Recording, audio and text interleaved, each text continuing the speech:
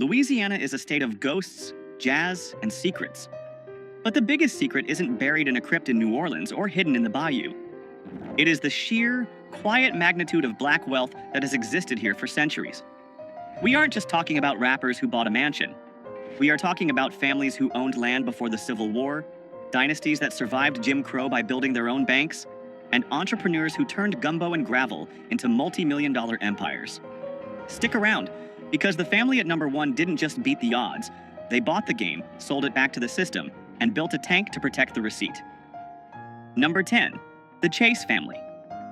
We begin our journey in the heart of Trim, with a family whose wealth cannot be measured merely in dollars, but in the sheer weight of their cultural and political influence. The Chase family, led for decades by the late legendary Leah Chase, owns more than a restaurant. They own a command center. To understand the wealth of the Chase family, you have to understand the currency of the civil rights era. Dookie Chase's restaurant, established in 1941, wasn't just a place to get gumbo. It became the bank, the boardroom, and the bunker for the movement. In the 1960s, it was illegal for white and black people to mix in public. But inside the walls of Dookie Chase's, specifically in the upstairs meeting room, the laws of the Jim Crow South were suspended.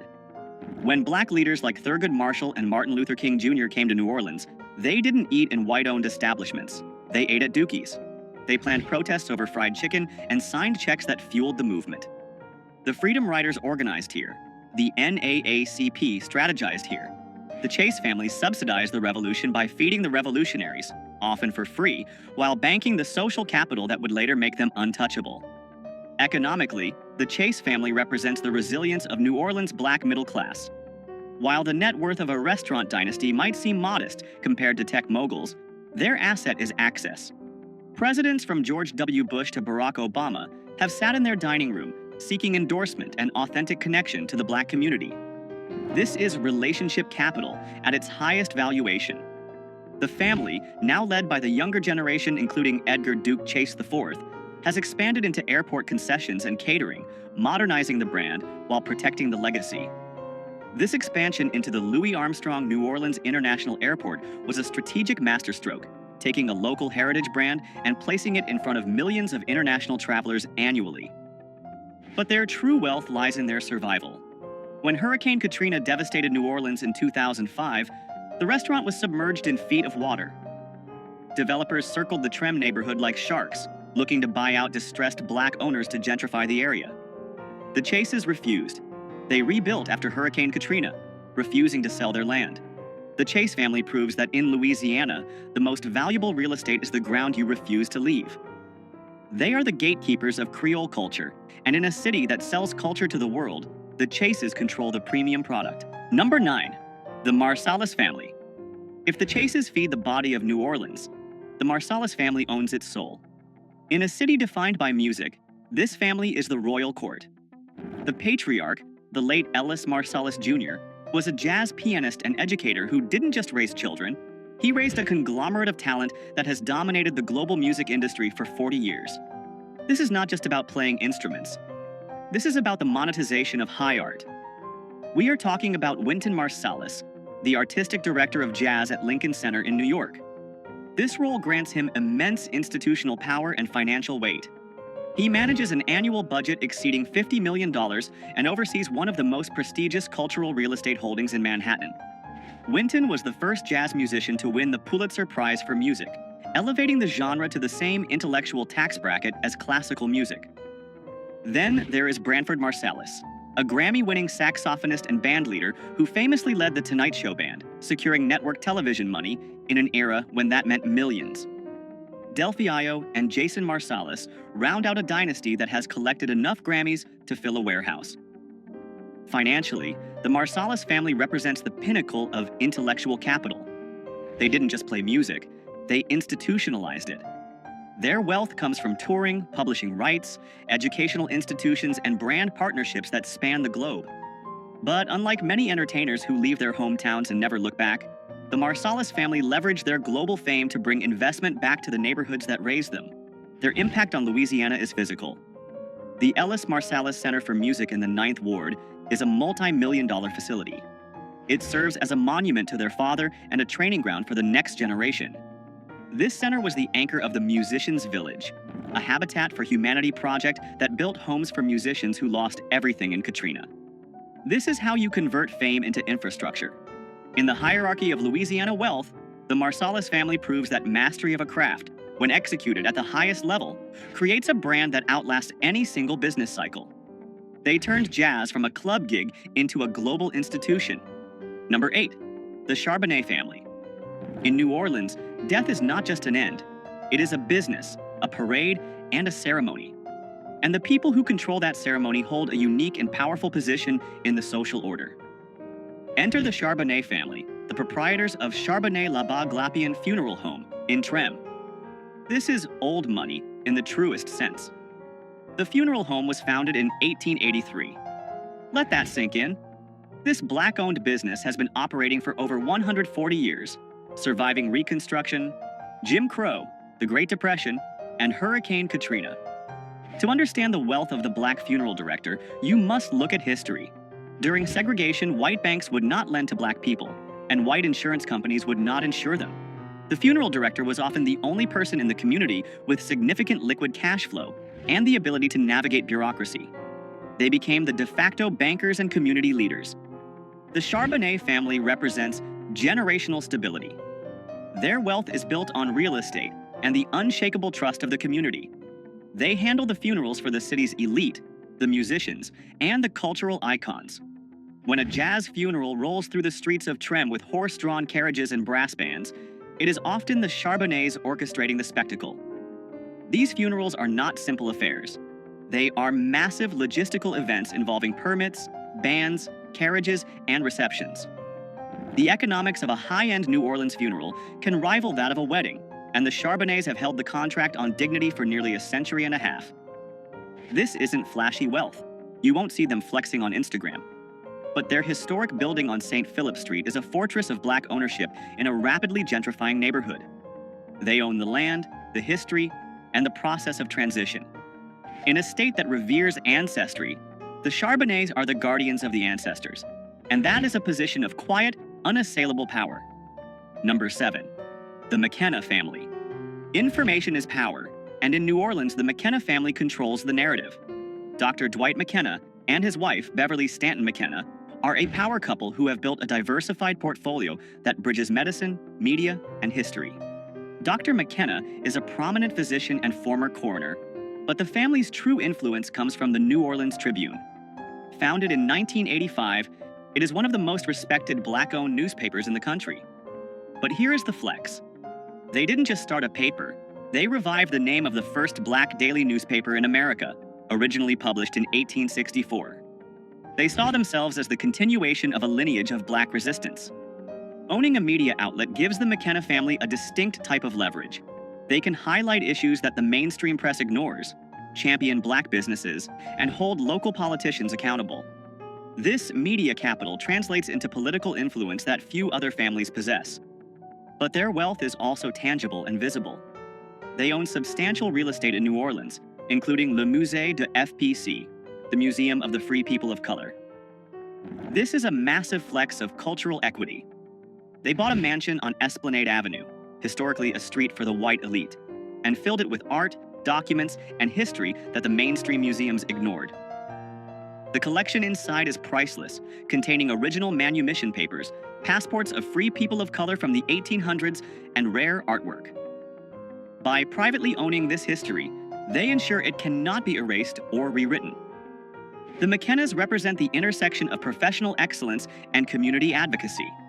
By controlling the media, the Tribune, and the history, the museum, they ensure that the story of Black wealth in Louisiana is told by the people who built it. They are the intellectual guardians of the city, sitting on a portfolio of assets that preserve the past while generating income for the future. Number 6. The Coxum family. Now we move from old world influence to modern corporate dominance. If you drive through New Orleans, there is a good chance you are driving through the territory of Henry L. Coxum. Jr. Henry Coxum is not just a franchise owner, he is a mogul. As the head of Coxum Enterprises, he owns and operates a massive network of McDonald's restaurants across the region. But don't let the word franchise fool you. In the world of business, Owning high-volume McDonald's locations in a major tourist city is akin to owning a gold mine. The barrier to entry for a McDonald's franchise is incredibly high, requiring significant liquid capital. Coxum's wealth is built on operational scale. He started as a manager trainee in 1984 and bought his first store in 2002. Today, his organization employs hundreds of people and generates tens of millions in annual revenue. This is the power of systems. Coxum doesn't have to invent a product. He executes a globally proven system with local precision. His power extends beyond the drive-thru. He sits on the boards of the city's most powerful institutions, influencing economic development and policy. He is a key player in the Business Council of New Orleans, a room where the city's economic future is often decided. When Hurricane Katrina destroyed his restaurants, Coxum didn't retreat. He rebuilt, often opening his doors before the city had fully recovered to provide food and Wi-Fi to residents and relief workers. His flagship location on Canal Street is a symbol of Black corporate resilience. The Coxum family proves that the path to extreme wealth often lies in taking a global system, like McDonald's, and executing it with such precision that you become a pillar of the local economy. He turned the Hamburger University training into a local economic empire. This is a perfect moment to talk about strategy. Henry Coxum didn't invent the hamburger. He mastered the system of selling it. If you want to understand the franchise models and business systems that build this kind of predictable, scalable wealth, I've pinned a list of essential business strategy books and biographies right here on the screen. Click View Products to study the blueprints these moguls used. Number 5. The Henry Family. There are people who build buildings, and then there are people who decide where the buildings go. Troy Henry and his family fall into the second category. As the founder of Henry Consulting, Troy Henry is perhaps the most influential Black business strategist in Louisiana. This is technocratic wealth. Henry Consulting is a management firm that handles the heavy lifting for multi-million and billion-dollar projects. We are talking about the kind of deals that reshape skylines. Troy Henry has a background in engineering and corporate management at Fortune 500 companies like IBM and Enron before the crash, and he brought that high-level expertise back to New Orleans. His firm has been involved in massive undertakings, including the management of the Biodistrict New Orleans and the redevelopment of the World Trade Center New Orleans. These are complex, high-stakes public-private partnerships that require a mastery of engineering, finance, and politics. But the Henry family doesn't just earn fees, they own equity. They have stakes in real estate, fuel distribution, and development ventures. For example, they were key in the Bayou Sterling investments, aimed at bringing high-quality grocery retail to underserved neighborhoods. This is a strategy of doing good while doing well.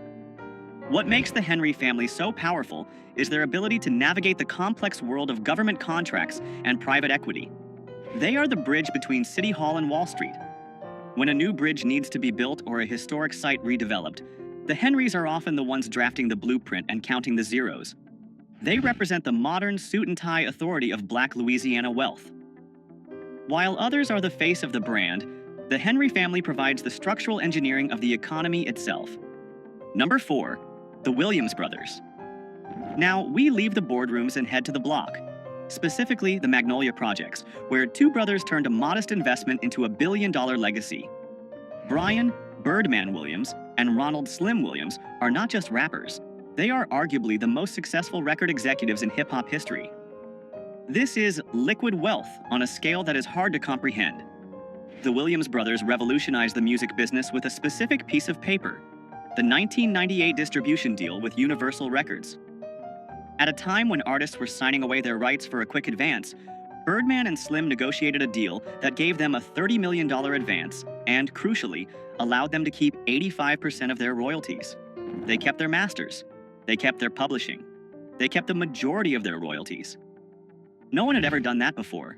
Because of that deal, when Juvenile, Lil Wayne, Drake, and Nicki Minaj sold hundreds of millions of records, the bulk of the profit went straight to New Orleans. They didn't just work for the label, they were the label. Birdman's net worth has been estimated as high as $150 million, but the combined family wealth generated by Cash Money Records over the last 30 years likely exceeds $500 million in gross revenue. They introduced the term bling bling to the Oxford English Dictionary, but their spending wasn't just for show. It was marketing. The cars, the jewelry, the excess. It created a lifestyle brand that sold millions of albums. The Williams brothers live loud.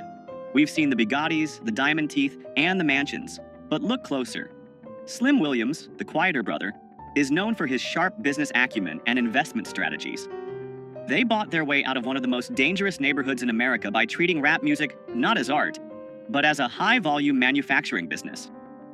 They utilized a rapid release strategy, flooding the market with albums to ensure they dominated the charts. They are the Rockefellers of the rhythm, proving that you don't need a degree to out-negotiate the biggest corporations in the world. Number 3. The McDonald family. While the Williams brothers were making millions, the McDonald family was storing it. Alden McDonald is the CEO of Liberty Bank, and his family represents the financial backbone of Black Louisiana. Founded in 1972, Liberty Bank is one of the largest Black-owned banks in the United States, with assets exceeding $1 billion. Alden McDonald has led the institution for over 50 years, a tenure that is almost unheard of in the banking world. His son, Todd McDonald, is now taking the reins, ensuring the dynasty continues. This is institutional wealth. Liberty Bank isn't just a place to put money, it is a tool for community survival. For decades, Black entrepreneurs in the South struggled to get loans from mainstream banks. Liberty Bank filled that void, financing thousands of first-time homeowners and small business owners. When Hurricane Katrina hit, Liberty Bank was underwater, literally. Their headquarters and data centers were flooded. Most small banks would have folded. The McDonalds didn't. They operated out of trailers, fought for federal assistance, and not only saved the bank but expanded it. They went on an acquisition spree, buying other banks in Kansas City, Detroit, and Jackson, Mississippi. The McDonald family controls the flow of capital. They decide who gets the mortgage, who gets the small business loan, and which projects get funded. By expanding regionally, they have diversified their risk and increased their power base. They live in the exclusive enclaves of New Orleans East and Pontchartrain Park, quietly wielding more power than any politician. In a capitalist society, the banker is king, and the McDonalds wear the crown in Louisiana. They proved that Black wealth doesn't just have to be about entertainment or sports. It can be about holding the keys to the vault. Number 2. The Miller family. If cash money negotiated the best deal, Percy Master P. Miller built the best tank. The Miller family is the ultimate example of a self-made dynasty that diversified faster and harder than anyone else. Master P didn't just sell records, he sold an economy. His origin story is legendary, with a $10,000 settlement check from a malpractice suit related to his grandfather's death. He opened a record store in Richmond, California, before bringing the operation back to New Orleans. He started No Limit Records with a guerrilla marketing strategy, selling tapes out of the trunk of his car and bypassing the traditional gatekeepers. But he didn't stop at music. He launched No Limit Films, a clothing line, a sports management agency, a toy company, and even a phone sex line at one point. He understood vertical integration before he knew what the words meant. By manufacturing the product, controlling the distribution, and owning the marketing channels, he kept nearly every dollar generated. His net worth has been estimated between $200 million and $250 million. But the true wealth is in the family tree. He raised his son, Romeo Miller, to be a mogul from childhood. Romeo starred in his own show, played basketball at USC, and now runs multiple businesses alongside his father, from luxury sneakers to food brands like Rap Snacks. The Millers are expansionist wealth. They never settle. Master P famously negotiated a deal to play in the NBA preseason for the Charlotte Hornets and Toronto Raptors, not because he needed the money, but to market his brand. He even tried to buy a wrestling league, WCW. They recently launched a line of grocery products to disrupt the food industry. They represent the hustle ethos of Louisiana refined into a corporate strategy. They don't just want to be rich, they want to own the shelf space, the screen, and the block. Number 1. The Barthélemy Morial Political and Business Dynasty. Wait, let's pivot. If we are strictly talking about the richest Black family in terms of liquid net worth and global brand visibility, the title belongs to the Miller family. But if we are talking about the richest in terms of controlling the state of Louisiana, we must acknowledge the Morial family. Ernest Dutch Morial was the first Black mayor of New Orleans. His son, Mark Morial, was also mayor and is now the CEO of the National Urban League. While they are public servants, the access and influence this family commands is priceless. They shaped the policies that allowed many of the other families on this list to thrive. However, for the purpose of proven financial assets and business empire, we are giving the #1 spot to the Miller family. Why? Because Percy Miller broke the ceiling. He proved that a black family from the Calliope projects could generate $400 million in revenue in a single year, 1998, and retain ownership of it all. He created a blueprint that allowed his children to be born into wealth, educated in business, and positioned to expand the empire. The Miller family holdings include real estate across Louisiana and California, a food empire, Uncle P's, technology investments, and an endless stream of intellectual property royalties. Master P is not just a rapper. He is the Louisiana version of a tech founder who exited with billions. He is the bridge between the poverty of the past and the infinite possibility of the future. He turned a tank into a trust fund, and that is why the Millers sit at the top of this list. From the kitchens of Dookie Chase to the boardrooms of Liberty Bank and the sound stages of No Limit, black families in Louisiana have built a fortress of wealth that defies hurricanes, history, and gravity. They didn't just survive, they conquered. Which of these Louisiana dynasties impressed you the most? Was it the resilience of the Chase family or the sheer business genius of Master P? Let us know in the comments below. Subscribe to Black Status for more deep dives into the world of hidden wealth. I'll see you in the next one.